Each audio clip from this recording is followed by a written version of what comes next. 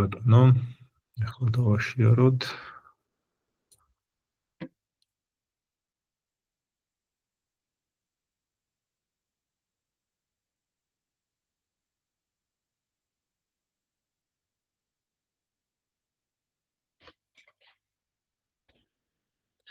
შენიერი.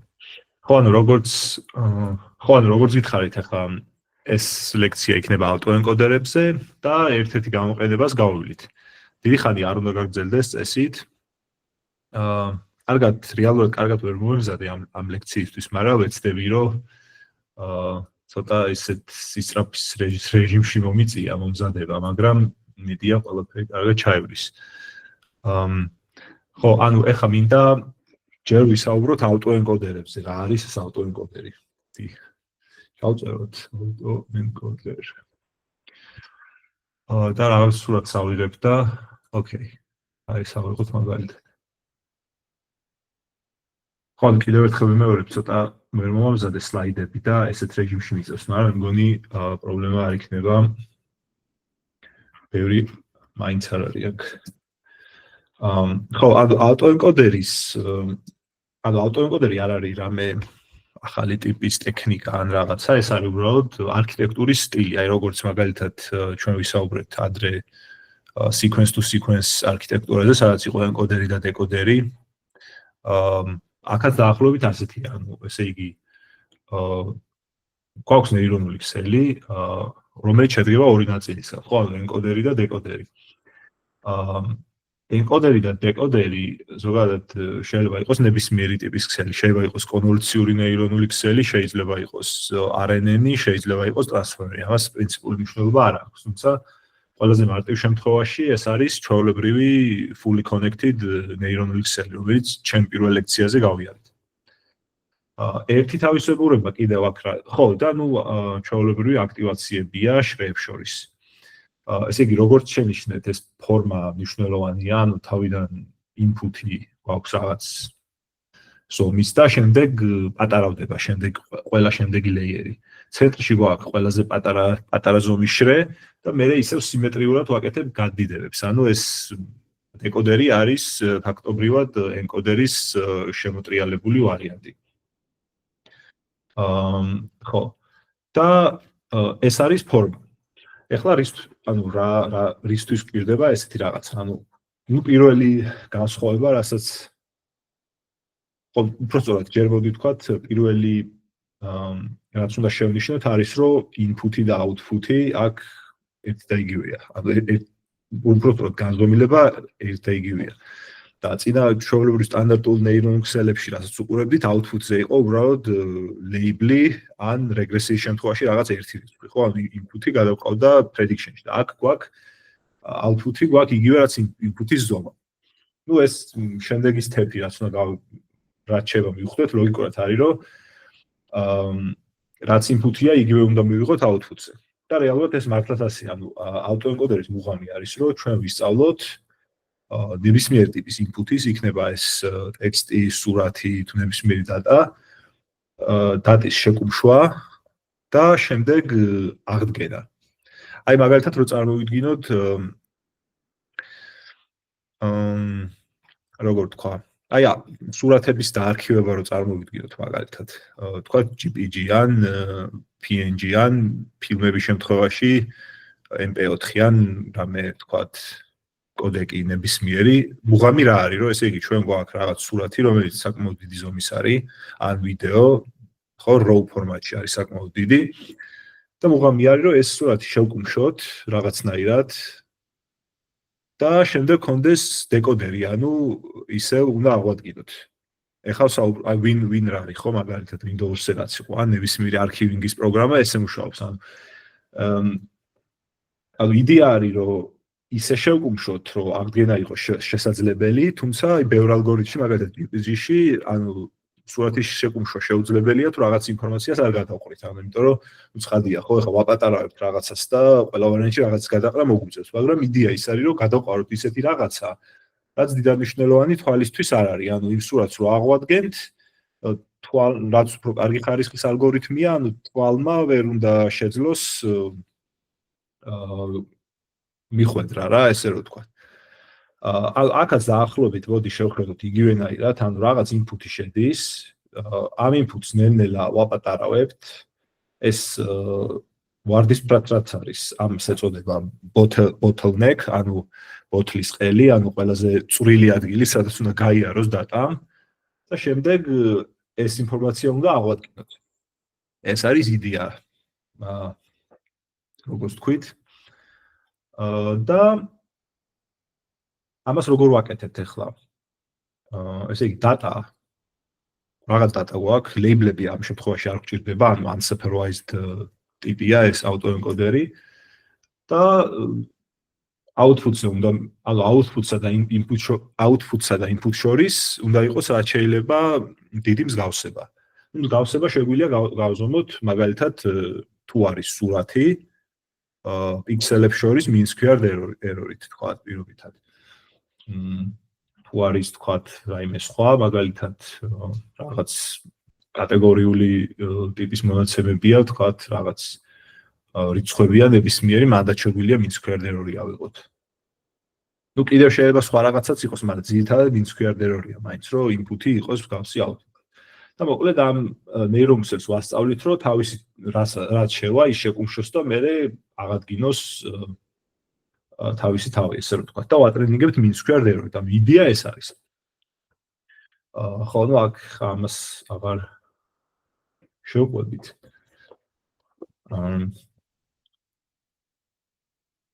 ოკეი, და მოდი ახლა ჩვენ პირდაპირ გადავიდეთ მაგალითზე, რომ კარგად გავიაზროთ ანუ ამის იდეა.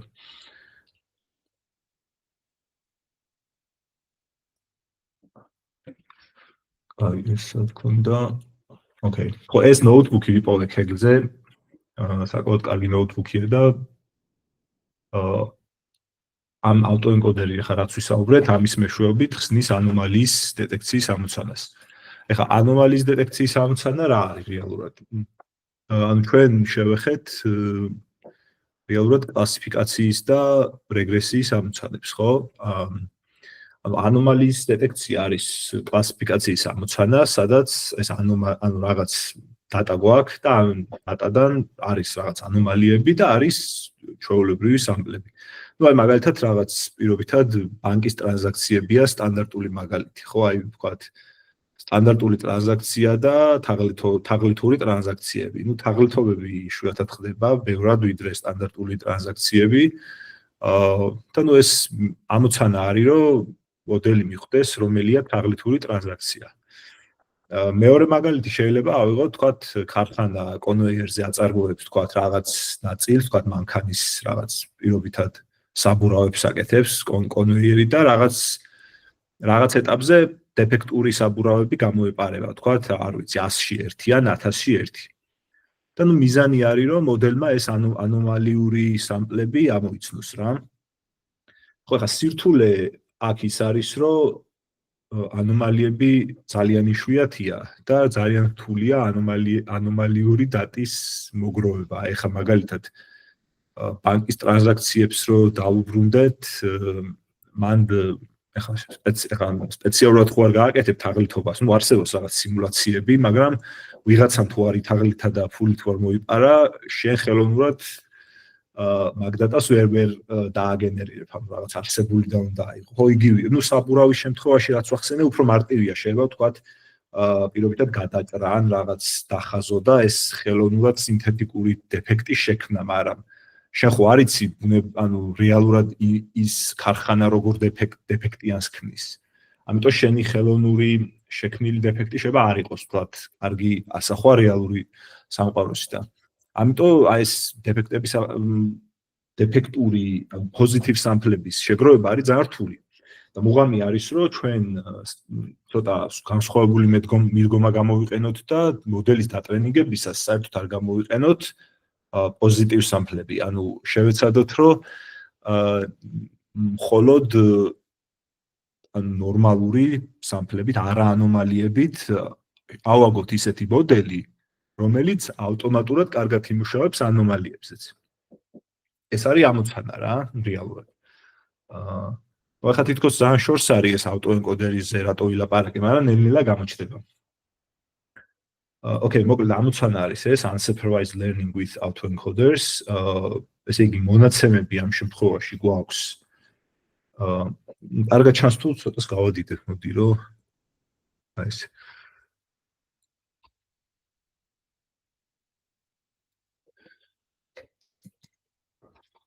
ეს რაღაც ეგლის data არის რაღაც credit card fraud, ანუ საკრედიტო ბარათების თაღლითობები.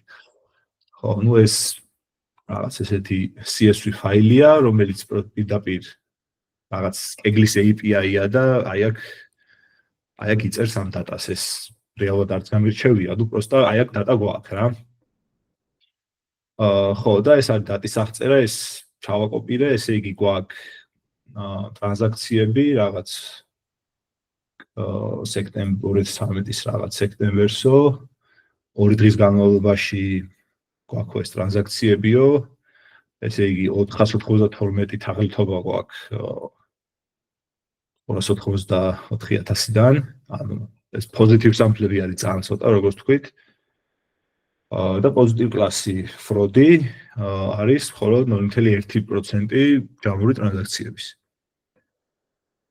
ხო და ნუ ეს data რა თქმა უნდა ეხლა საბანკო data და ანონიმურია და გვაქვს რაღაც ფიჩერები, 28 წელი ფიჩერი გვაქვს, რომელიც რაღაც რიცხვები, ანუ რა შეესაბამება არ ვიცით, იმიტომ რომ ანონიმურია და ნუ რაღაც ორიგინალ data-ს PCA გაუკეთეს და რაც მიიღეს ის მოგცეს. და გვაქვს დრო ტრანზაქციის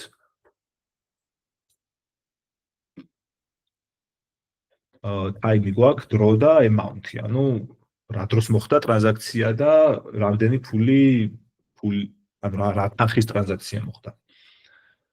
Okay, ესეთი data გვაქვს. ნუ აქ ხდება data-ის წაკითხვა. ხო, ეს notebook-ი მე უკვე გავუშვი, სანამ ლექცია დაიწყებოდა და მოდი ახლა просто გავარჩიოთ. თუ რამე დამატებით კითხვა დაიბადა, აქვე გავუშვებ. მოკლედ ამას ვკითხულობთ აქ და ეს ესეთი data გვაქვს 28 წელი ფიჩერი პლუს რაღაც დამატებითი კოლონები, ვნახოთ აბა.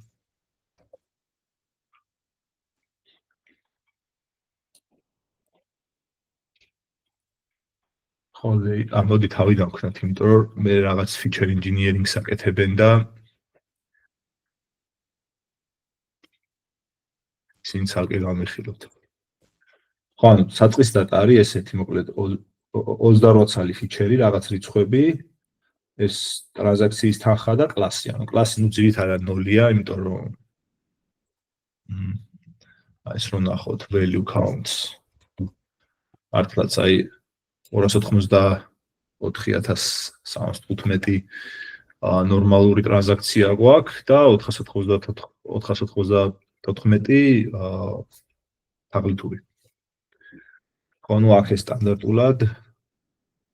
ხო, აქ ეს TensorFlow-შია რეალურად დაწერილი TF-ი. import TensorFlow as TF. ანუ ვერ მოვასწარი PyTorch-ზე გადაწერა დღეს იმას ვქენი უცბად და თუმცა ძალიან მარტივია, ანუ straightforward არის, რომ PyTorch-ზე გადაწეროთ. ეხლა აქ რასაც გავარჩევთ, არანაირი TensorFlow თქონდას არ მოითხოვს, ანუ უბრალოდ ძალიან ინტუიტიურად იქნება ყველაფერი. High level-ზე, ანუ ხო, ეს ნახეთ. აქ პროსტა თვითონ აი ამ column-ის სახელების lowercase-ში გადაყვანას აკეთებს და კლასის სახელშეუცვლის label-ად გადააკეთებს. აი ესე, ეს ჩვენი label-ი გვაქვს. ხო, და ეს არის უბრალოდ ხო, ეხლა რა ხდება? კიდე რასაც აკეთებს არის ეს თვითონ თანხა, ანუ amount, ანუ რა თქმა უნდა 0-ზე ზემოთ არის და აქ ესეთი განაწილება და ესე ანუ ესე რო არ იყოს log 10 transforms აკეთებს, რომ უბრალოდ მივიღოთ აი ესეთი რაღაცა უფრო პატარა რიცხვებში რომ მივიღოთ. ნუ ამაზე მე მგონი ჩემ ლექციაზე ვისაუბრეთ თუ არ ვცდები, რომ დიდი რიცხვები ზოგადად არ ორგანიზირონ Excel-ში. ხო, და ნუ ერთ-ერთი მიზეზი ეს არის, ან ლოგათს ხშირად იყენებენ, რომ ესე იგი ესეთი ტიპის განაწილება თუ აქვს, რომელიც დიდი რიცხვებია და თან ესეთი ექსპონენციალურია, ანუ ნულის მერე იწყება და აქ სწრაფად ეცემა მარჯვნივ. ლოგათი, ან ნებისმიერ ლოგარითმი რო გავუკეთოთ, ნუ ესეთი უფრო დაემსგავსება რაღაც ჯერდი პატარისკენ ჩამოვა და უფრო ესეთ ნორმალურ განაწილებას დაემსგავსება ეს სტანდარტული ტექნიკა არის. ნუ ამას აკეთებს და ხო აქ პატარა რიცხვს უმატებს, რომ უბრალოდ ლოგარითმი 0-დან არ მოხდეს. მოდი ესენიც დავუშვათ. და ნუ ამ დატასაც ერთი კოლამნი ეწერება, amount-ი გადაყვანილი ამ ლოგში. ხო და ეხლა просто ეს 28 ცალი ფიჩერი გვაქვს და არ ვიცით ეს ფიჩერები რაღაც რიცხვებია ჩვენთვის ამ და გვინდა რომ ნახოთ ვიზუალიზაცია გავუკეთოთ, ხო? და იდეა არის რომ ეს TSNA ალგორითმს იყენებს. TSNA ალგორითმი TCH-ს გავსი არის, ოღონდ უფრო კარგად მუშაობს. საკმაოდ არ არის რთული რომ გაარჩიოთ, თუმცა აუცილებელი არ არის ამის გარჩევა, ანუ რეალურად მეც არ მახსოვს ახლა ძალიან დრე გავარჩიე და ანუ საქმეში მისცოდნად როგორ მუშაობს 99% შემთხვევაში არ არის საჭირო. აქ უბრალოდ პირდაპირ არის კოდი და შეგიძლიათ ეს გავუშვათ. ხო, ნუ ერთი რაც საკეთებს არის რომ აქ undersampling-ი non-fraud-ის, ანუ რომელიც fraud-ი არ არის გვაქვს ძალიან ბევრი და ცოტა გავცხრილოთ, ანუ დავაპატარავთ ეს სეტი, რომ უბრალოდ დიდი დრო არ წაიღოს ამ TSNA ალგორითმმა. ესე იგი, როგორ აკეთებს, просто ანუ ფარდობას იღებს, ამ შემთხვევაში 15 ჯერ მეტი გვექნება clean data fraud-თან შედარებით, აქ просто ვიღებთ fraud და clean. და აქ უბრალოდ samplings ვაკეთებთ, რომ fraud-ი რაც არის, იმაზე 15 ჯერ მეტი იყოს, მეტი არაფერი და ხო და შემდეგ ხატავთ ამ dataset-ს.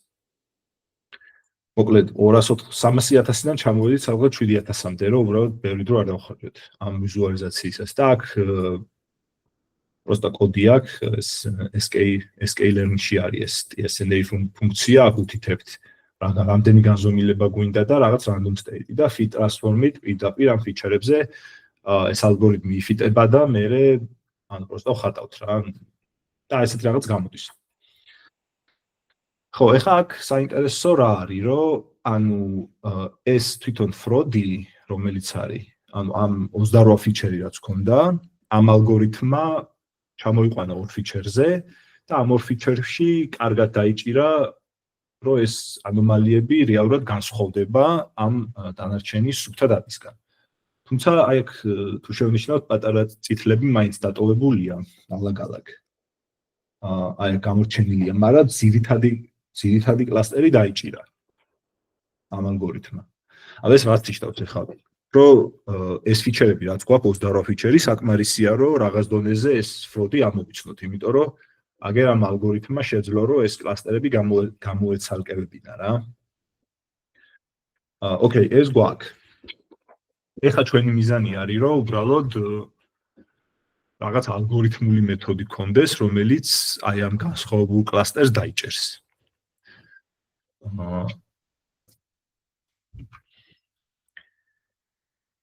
ხო, ნუ აქამდე დავადგინეთ დატის ანალიზით, რომ დადგენადია ამ ფიჩერებით ეს ჩვენი თაღერთობები. ეხლა მოდი თვითონ მოდელის აგებაზე გადავიდეთ, ანუ როგორ უნდა ამოვიცნოთ ჩვენ ეს ანომალიები ამ შემთხვევაში. ნუ სეტაპი არის შემდეგნაირი.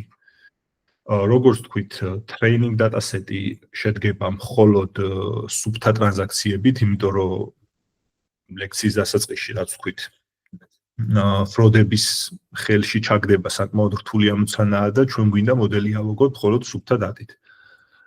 ნუ ამას შესაბამისად training data-ს მე კიდე პატარა საბსეტებად ვყოფთ, ესე იგი training და validation set-ები.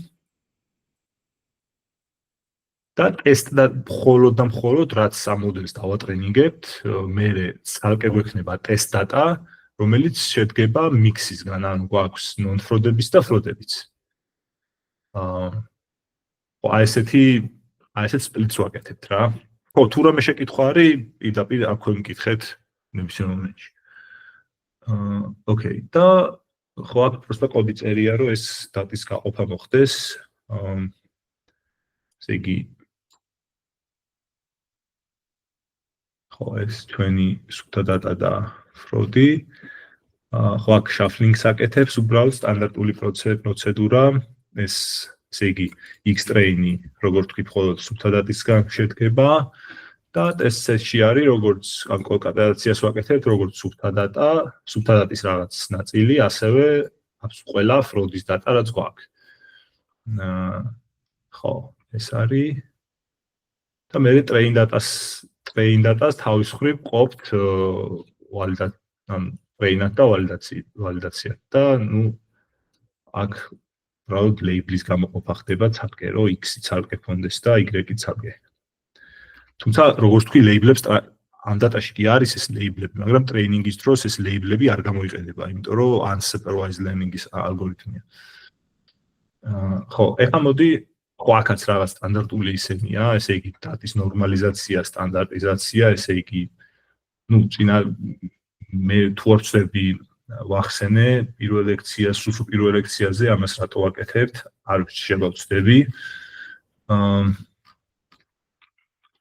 ხო, ამას ეს მოდი ჯერ არ გვინდა, იმიტომ რომ irrelevant-ურია ახლა. უბრალოდ რაღაც გაწმინდა ხდება დატის და ახლა მივედით თვითონ მოდელის აგებამდე და ტრეინინგამდე. კაი, მოდი ახლა ცოტა ხანი დავუპაუზდეთ აქ და გადავხედოთ რა ვქენით. ესე იგი, პირველი იყო ეს ჩვენი დატა ნახეთ, როგორია, ანუ ქონდა 28 ფიჩერი და ნახეთ, რომ ამ 28 ფიჩერიდან რეალურად შესაძლებელია დაკლასტერება, ანუ ამ ფროდების გამოყოფა და დატა დავსპლიტეთ. ტრეინინგის დროს თქვით, რომ არ ვიყენებთ საერთოდ ფროდის დატას და არც ლეიბლებს არ ვიყენებთ საერთოდ.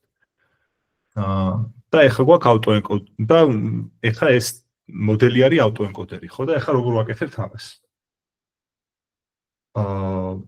მოკლედ, იდეა არის ესეთი, რომ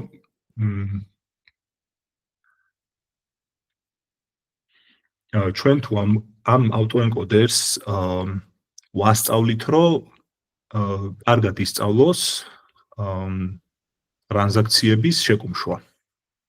ხო, აი აუტოენკოდერი, აი დავუშვათ სურათების შეკუმშვა არის რა, ტრანზაქციას შეგვიძლია შევხედოთ როგორც სურათი და გვინდა ნეირონული ქსელი, რომელიც რაღაც ახალ კარგად ისწავლის ამ სურათების შეკუმშვას რა. ანუ სურათები ამ შემთხვევაში ეს აუტოენკოდერი ამ ტრანზაქციებში იპოვის რაღაც პატერნებს, კარგად შეკუმშავს და იმ შეკუმშულიდან, ანუ აი ამ ვარდისფერი ფიჩერიდან ისწავლის აღდგენას. თავისი. ამის ვაკეთებთ, უბრალოდ ეს input-ი იქნება ამ შემთხვევაში ეს 28 ცალი ფიჩერი და output-საც უნდა მივიღოთ ეს 28 ცალი ფიჩერი. ეხლა ჩვენ თუ გავწვდით ისეთი აუტოენკოდერი, რომელიც ამას აკეთებს ძალიან კარგად, ანუ შეძლებს რომ ეს 28 ფიჩერი გადაიყვანოს პირობითად 3 ფიჩერში და მე ამ 3-დან ისევ აღადგინოს ის 28, ანუ რაღაც ხარვეზებით გასაგებია, მაგრამ მაინც რაღაც დონეზე აღადგინოს. და დავუშვათ ეს ამოცანა კარგად იცის. და დატრენინგების შემდეგ მივიღეთ მოდელი, რომელსაც კარგი ლოსი აქვს, თქვა, mean squared error-ი არის საკმაოდ დაბალი. და ეხლა მივეცით რაღაც ახალი ტრანზაქცია, რომელიც არის, თქვა, რომელიც არ უნახავს ტრენინგის დროს. ლოგიკურია, რომ ვიფიქროთ ასეთი რაღაცა. ესე იგი, თუ ეს ჩემი ახალი ტრანზაქცია, რომელიც neural ქსელს არ უნახავს საერთოდ ტრენინგის დროს და თუ ეს ტრანზაქციას ისეთივე პატერნები აქვს, რომელიც ტრენინგის დროს ნახა ამ მოდელმა, მაშინ ლოსი უნდა იყოს დაბალი, ანუ კარგად უნდა აღადგინოს, ამან კარგად უნდა შეკუმშოს და კარგად უნდა აღადგინოს. მაგრამ თუ მივეცით ისეთი რაღაცა, ისეთი ტრანზაქცია, ისეთი რიცხვები, რომელიც ტრენინგის დროს არ უნახავს ამას, მაშინ კარგად ვერ უნდა აღადგინოს. ანუ ლოსი უნდა იყოს საკმაოდ დიდი, სულად უნდა აღადგინოს რა. ეს ხო ეხლა რაც ძალიან ბუნებრივია. აი მაგალითად როგორ თქვა? აი რაღაც თქვათ აი ისევ კატებზე და ძაღლებზე ავიღოთ. ათვათ კატის სურათებისთვის პირობითად რაღაც ალგორითმი მოვიფიქრე მე, რომელიც კატის სურათების კარგად შეკუმშვას აკეთებს. თქვათ, იმიტომ რომ თქვათ არის იქ, თქვათ თვალები, თქვათ სახე, რაღაც ბალახი, რაღაცა პირობითად, ხო და მე მივეცი თქვათ ტყის სურათი. ის ხო ძალიან განსხვავდება ამ კატის სურათისგან და ჩემი ალგორითმი თუ hard code-ით არის ამ კატების კომპრესიაზე, იმ ტყის კომპრესიას ცუდად გააკეთებს რა, პირობითად. აქაც დაახლოებით იგივე იდეაა. ანუ ეხლა რაც ვილაპარაკე, ესე იგი თუ მე ის ტრანზაქცია რომელიც არ უნახავს მოდელს, მივეცი ამ მოდელს და ვაკვირდები loss. თუ loss-ი დაბალია, ესე იგი ეს ჩემი ტრანზაქცია ტრეინინგის დროს უნახავს, ანუ არის სუფთა, იმიტომ რომ მარტო სუფთებზე დავატრენინგე და თუ დიდი loss-ი მომცავ, გულისხმობ რომ არის თაღლითობა, იმიტომ რომ ტრეინინგის დროს არ უნახავს ეს და რაღაც განსხვავებულია რა. ანუ გულისხმობ რომ დადგან განსხვავებულია, ესე იგი არის თაღლითობა. რაღაც ანომალია, ანუ არასტანდარტული რაღაცაა რა. აი ესეთი იდეაა. და ნუ ეს იდეა აღმოჩნდება რომ მართლაც მუშაობს რა. ძალიან დიდი ბოდიში რომ გაწყვეტინებს. ანუ შოთა მომწერა გიორგის ვერ უკავშირდება და გიორგი თუ აქ ხარ Discord-ში შეიხედე. მადლობა და ბოდიში რომ შეგაწყვეტინეთ. და კითხვები ხო არ არის აქამდე, ეხლა რაც ვისაუბრე, არ დამიწერია არაფერი, მაგრამ დაახლოებით ინტუიციურად თუ გასაგები იყო რაც ვილაპარაკე. კი, გასაგებია. ძალიან კარგი. ხო, ნუ იდეა არის ეს და მოდი ეხლა რაც ვილაპარაკე, ეს ნახოთ აქ. ხო, ნუ ეს მოდი ჯერჯერობით არ გვინდა აქ დატის ნორმალიზაცია და რაღაცეებია. აი ამ ეს სექცია დავიწყოთ training autoencoder. ხო, ნუ ეს იყენებს როგორც თქვი TensorFlow-ს, თუმცა TensorFlow-ს თორემ არა აუცილებელი რომ ეს კოდი გავიგოთ. ხო, ნუ ეს input dimension-ი, ესე იგი, მოდი ცალკე დავფლოთოთ.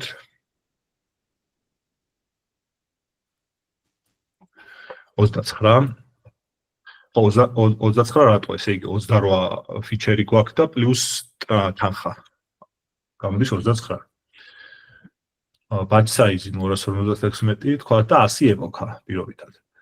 ხო და ეს Keras-ი რეალურად არის TensorFlow subset-ი, ადრე ცალკე ბიბლიოთეკა იყო, მაგრამ მე TensorFlow-ში გაერთიანეს და ან როგორც scaler-ნი საშუალებას გვაძლევს, რომ ეს Keras-ი მარტივად ავიღოთ fully connected neuronal ქსელი ამ შემთხვევაში, ანუ აქ გვაქვს dense layer-ები, მაგალითად input-დან გადავდივართ 16 input-დან 29-დან ვამცირებთ 16-ზე, მერე 8, მერე 4, მერე 2, მერე დეკოდერი იწყება სიმეტრიულად, ანუ 2-დან გადავდივართ 4-ზე, 4-დან 8-ზე, 8-დან 16-ზე და მერე ისევ input-ი რაც იყო. და გვაქვს elu აქტივაციის ფუნქცია ყოველ layer-ის შორის. ხო, ნუ elu აქტივაცია რეალურად რაღაც ესეთი smooth ვარიანტია რელუსი. პრინციპული მნიშვნელობა რეალურად არ აქვს, ეხლა აქ რა აქტივაციას გამოვიყენებთ, ეს უბრალოდ მაგალითი იყო და ხო, ესე ვადგენთ მოდელს, ამ autoencoders, ნუ PyTorch-ზე გადაწერა გასაგებია, რომ ძალიან მარტივია, ხო, აი პროსტა sequentially ივერჩება და dense-ი იცვლება ლინიარით. NN linear. სახში შეგიძლია ცალოთ ამის გადაწერა, ძალიან მარტივი. ხო, მე უბრალოდ ამას ვწერთ, ესე იგი უუთითებთ optimizers, loss-ი გვაქვს mean squared error-ი და აქ მეტრიკასაც უუთითებთ, მაგრამ ამოცანაში ჩვენ ეს მეტრიკა საერთოდ არ გვაინტერესებს, ანუ ამასაც მოვქციოთ ყურადღება. და აქ ესეთი ფიჩერი აქვს ამ Keras, რომ პირდაპირ გიწერს აქ რაღაც თავის shape-ებს და თითოეულ შრეზე რამდენი learnable, ანუ რამდენი დასწავლადი პარამეტრი გვაქვს, ანუ რამდენი წონა გვაქვს. ჯამში გამოგვივიდა რაღაც 2000 გაწვრთნადი პარამეტრი. ხო, ესე აგ მოდელი პროსტა. მერე გვაქვს ესეც თვითონ TensorFlow-ს თავისებური ბურებებია, შეგვიძლია გადავთვალოთ PyTorch-ში აქ early stopping-ი. Early stopping-ი ალბათ იცით, არ ვიცი, გავიარეთ თუ არა ლექციის დროს, მაგრამ ну, yearly stopping-ი რა შვება, რომ მაგალითად ტრენინგს აკვირდება, თქვა 100 ეპოქაზე და თუ რაღაც პერიოდში შენიშნა, რომ ეს ჩვენი ვალიდაციის ლოსი არ უმჯობესდება ვალიდაციის სეტზე, უბრალოდ წყვეტს ტრენინგს. აი მოდი რომ ნახოთ, კარგი ვიზუალიზაცია თუ არის. ხო, აი ამ შემთხვევაში მაგალითად ტრენინგ ეს არის კლასიკური მაგალითი, ესე იგი ლოსი მცირდება ტრენინგ სეტზე და რაღაც მომენტში overfix რო დაიწყებს, უკვე ვალიდაციის სეტზე იწყება გაზრდა, ხო და აი ამ კრიტიკულ მომენტში, ოპტიმალურ მომენტში გვინდა რომ გავჩერდეთ, რომ რაც შეიძლება ცოტა ლოსი იყოს, რაც შეიძლება პატარა ლოსი იყოს, მაგრამ არ დავიწყოთ overfit-ი და ნუ დაახლოებით ამას აკეთებს yearly stopping-ი. ვალიდაციის სეტს აკვირდება და როგორც კი შენიშნავს რომ ლოსი ბოლო ამ შემთხვევაში ბოლო 10 iterაციაში მინიმუმ ამ დელტათი არ გაუმჯობესდა ყვეტს ტრენინგს და restore best weights ნიშნავს რომ ანუ სანამ გაწყვეტის მომენტში მანამდე რომელი ეპოქაზეც იყოს საუკეთესო ლოსი ის ლოსი აიღოს და ჩაწეროს ამ მოდელში აი ახლა ეს რო დავატრენინგოთ ჩვენ აი ეს უკვე დატრენინგებული მაქვს სანამ დავიწყებდით აი ეგ ეპოქებს მოუყვება 1 2 3 წამოვიდა აქ ხედავთ რომ ეს ლოსი ელა სირდება და აქ დაწერა რომ ესე იგი 99-ზეო მოხდა early stopping-იო და best weight-ები იყო 79 ეპოქაზეო 79-ზე იყო საუკეთესო validation loss-იო და ამის weight-ები ჩაწერა რა. ხო, ნუ დატრენინგდა ეს მოდელი და მე ასეთ რაღაც აკეთებს. ეხლა უნდა გავტესტოთ, ანუ მოდელი დავატრენინგეთ და ეხლა ტესტზე აკეთებს ეს რაღაცას. ესე იგი ეს feature feature-ები გარდაქმნა ჯერ ეს scaler-ის pipeline-ით, ეს ნორმალიზაცია და min-max scaling-ი რაც იყო და მე auto-encoder-ში ვაკეთებთ ამ ჩვენი feature-ებზე predictions. ესეც გაშვებული მაქვს წინასწარ. აქ უკვე ხელით აქვს გამოთვლილი mean squared error-ი ამ ტესტსა და ანუ ეს reconstruction ამ შემთხვევაში არის მოდელის output-ი. Reconstruction რეალურად შეგვიძლია output-ი დავარქვათ, მაგრამ reconstruction-ს იმიტომ უძახიან, რომ აი როგორც ვილაპარაკე input-ის აღდგენას სწავლობს შეკუმშული ვერსიიდან auto-encoder-ი, ამიტომ აღდგენილი data რა. ხო ეს mean squared error-ი და აქ უბრალოდ plot out mean squared error-ს უკვე ტესტზე, ანუ სუფთაზე და fraud-ზე. ეს არის ჩვენი plot-ი. x ღერძზე არის ლოსი და ნუ y ღერძზე არის count-ები. ხო და როგორც ხედავთ ამ მოდელმა მეტნაკლებად კარგად ისწავლა რომ ლოსის მიხედვით გაარჩიოს fraud-ი და სუფთა მონაცემები. აი სადღაც ახლა აი მაგალითად შემიძლია თქვა რომ ვთქვათ 200-ზე მეტი თუ ლოსი არის fraud-ი, თუ 200-ზე ნაკლები არის სუფთა. ან predictions როგორ ვაკეთებ, ესე იგი ვიღებ neural cells, რაღაც ახალი ტრანზაქცია მოდის, ვატარებ ამ neural cell-ში, ვიღებ რაღაც loss და მე ვამოწმებ რა 0.2-ზე მეტი თუ არის, თქვათ, იყოს დაუშვათ 0.2-ზე მეტი თუ არის, იყოს fraud-ი მე. და ესეთი მოდელი მივიღეთ, ანუ unsupervised fraud detection. ხო, ნუ აქ ახლა უკვე აი ამას საუბრობს, რაც თქვით. ნუ აქ კიდევ რაღაც ალგორითმი არსებობს, უკეთე რაღაც უფრო რაღაც კონკრეტულ შემთხვევებში, რომ უკეთესად ავარჩიოთ threshold-ი. შეგიძლიათ ნახოთ, მაგრამ არ ვიცი რამდენად ანუ რამდენად სასარგებლო იქნება ოლიმპიადისთვის, არ ვიცი, იმიტომ რომ რაღაც სპეციფიური რაღაცა ჩანს. ხო, და ნუ აქ არის უბრალოდ ამ thresholding-ის გამოთვლა რა, მეტი არაფერი. ხო, და ეხა რადგანაც ლეიბლები გვაქვს, შეგვიძლია confusion matrica ავაგოთ უბრალოდ აი ამ ნასწავლ მოდელზე და ამის კოდი წერია აქ.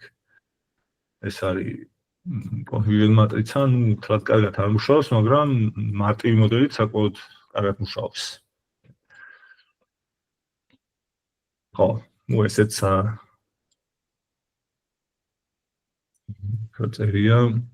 ხო, ნუ აქ precision-ის და recall-ის ცვლა, იმიტომ რომ თქვა ტრანზაქციებში ან პირობითად ან სხვა ტიპის ანომალიებში შეიძლება threshold-ის ცვალებით ჩვენ უპირატესობა მივანიჭოთ precision-ის ოპტიმიზაცია გვინდა თუ recall-ის ოპტიმიზაცია და ეს ამაზეა საუბარი აქ. ოკეი.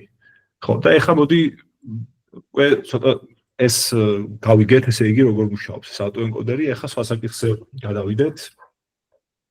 Latent space.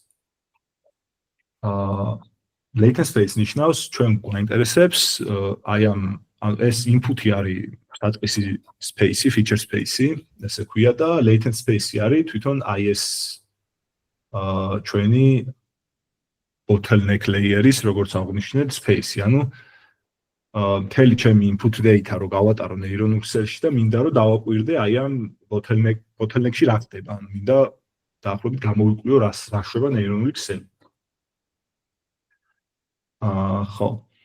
და ეხლა ამისთვის რა შვებიან ესენი, რომ ესე იგი აიღეს მარტო ენკოდერი, ანუ დეკოდერს გადავყრით ამ შემთხვევაში და ავიღებთ ენკოდერს იმ დატრენინგებული მოდელიდან და ხო, ნუ აქ undersampling-ი ხდება, რომ ბევრი დრო არ დავხარჯოთ, დატის შემცირება და მთლიან დატას გავატარებთ მხოლოდ ენკოდერში, დეკოდერის გარეშე.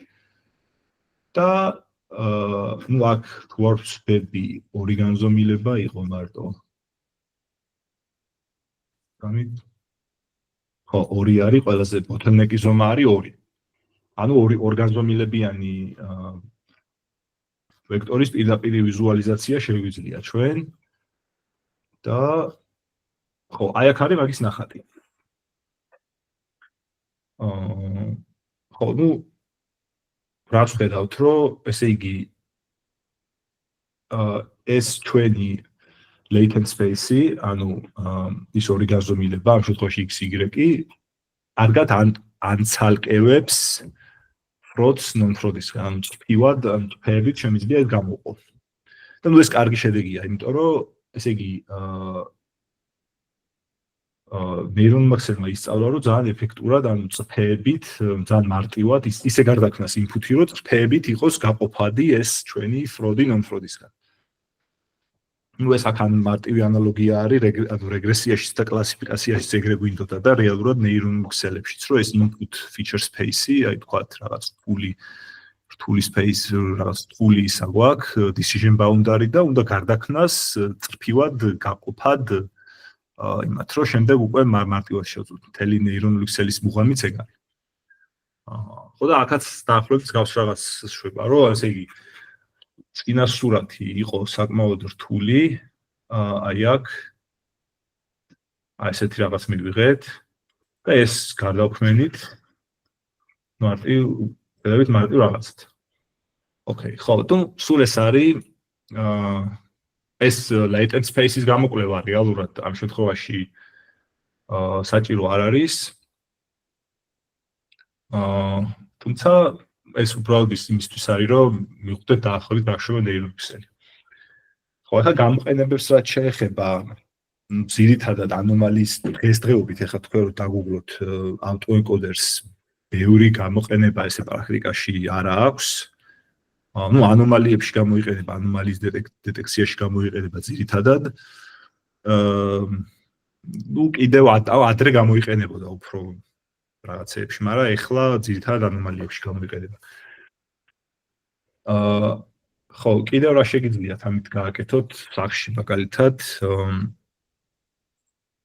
ერთ-ერთი ამოცანა, რაზეც შეგიძლიათ ივარჯიშოთ, არის აი სურათების შემთხვევაში, მოდი ეს გავხსნით.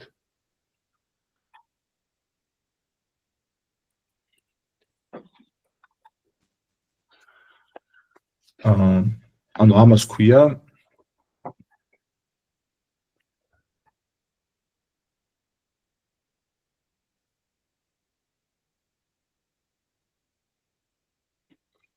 ეს ამას ქვია denoising autoencoder-ი მაგალითად, ანუ ესე იგი input-ი და აქ სურათებია, input-ი და output-ი ამ შემთხვევაში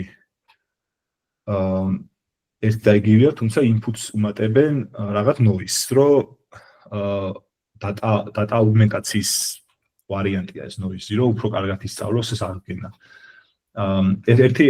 კიდევ ერთი ამოცანაა, რომ თქვათ input-ზე იყოს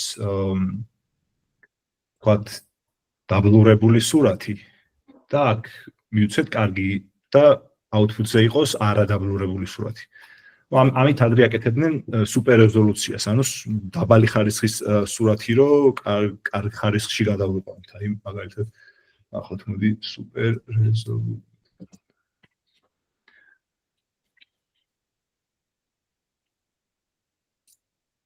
ესეც autoencoder-ის ამოცანა არის, ან ძველი ფილმების მაგალითად შავ-თეთრი ფილმის გაფერადება, ვთქვათ, ეგეც მაგის გაკეთების ერთ-ერთი ვარიანტიც, თუმცა დღეს უკვე მაგით აღარ აკეთებენ, მაგრამ ადრე მაგით აკეთებდნენ.